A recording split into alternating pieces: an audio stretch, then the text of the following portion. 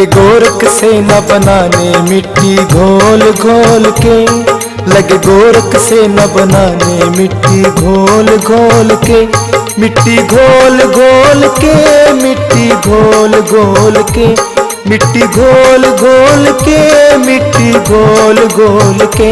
लगे गोरख से न बनाने मिट्टी घोल घोल के, लगे गोरख से न बनाने मिट्टी घोल घोल के।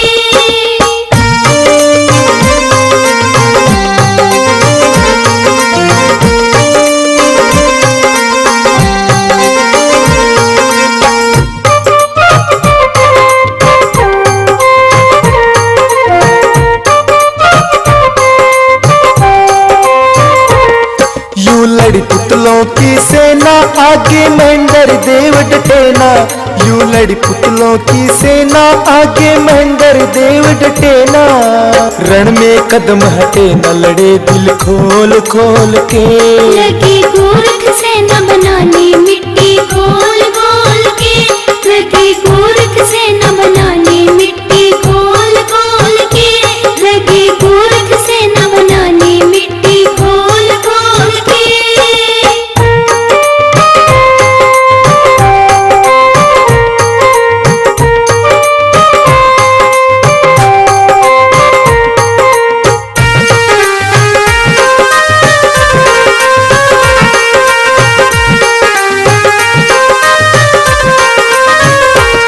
मंत्र संजीवनी पढ़ते रहे गोरख पुतले गढ़ते, मंत्र संजीवनी पढ़ते रहे गोरख पुतले गढ़ते।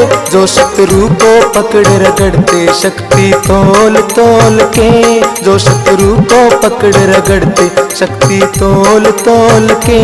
लगे गोरख से न बनाने मिट्टी घोल घोल के, लगे गोरख से न बनाने मिट्टी घोल घोल के।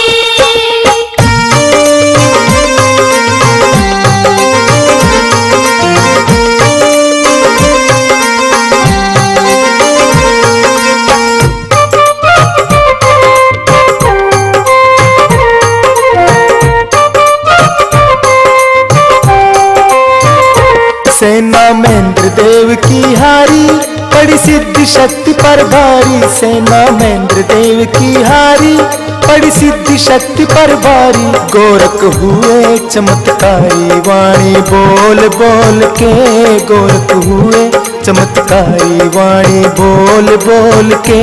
लगे गोरख से न बनाने मिट्टी घोल घोल के, लगे गोरख से न बनाने मिट्टी घोल घोल के।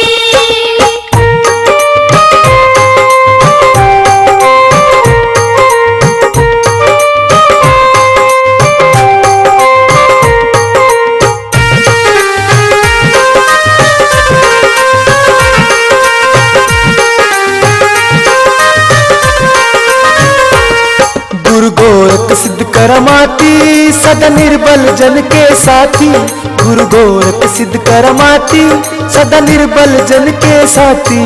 रची आप गौर का जाति शान सब घोल घोल के, रची आप गौर का जाति शान सब घोल घोल के।